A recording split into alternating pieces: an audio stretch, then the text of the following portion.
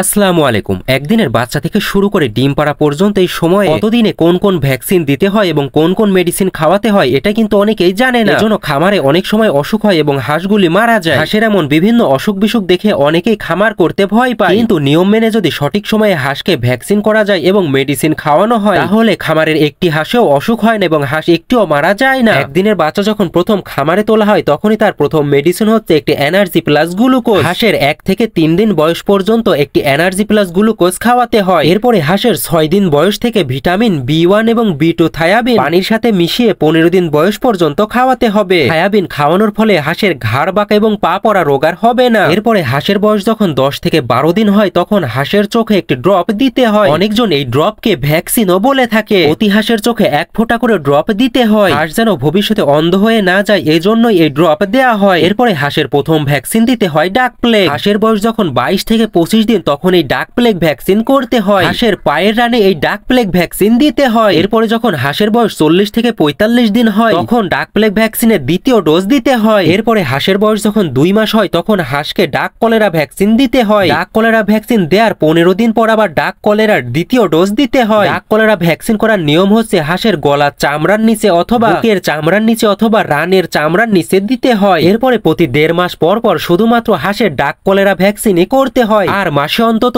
1 থেকে 2 বার বিভিন্ন ক্যালসিয়ামের পাউডার হাঁসের খাবারের সাথে মিশিয়ে হাঁসকে খাওয়াতে হবে। এভাবে যদি নিয়ম মেনে আপনি হাঁসকে মেডিসিন দেন এবং ভ্যাকসিন করেন তাহলে হাঁসে আর কোনো রোগ বালাই হবে না।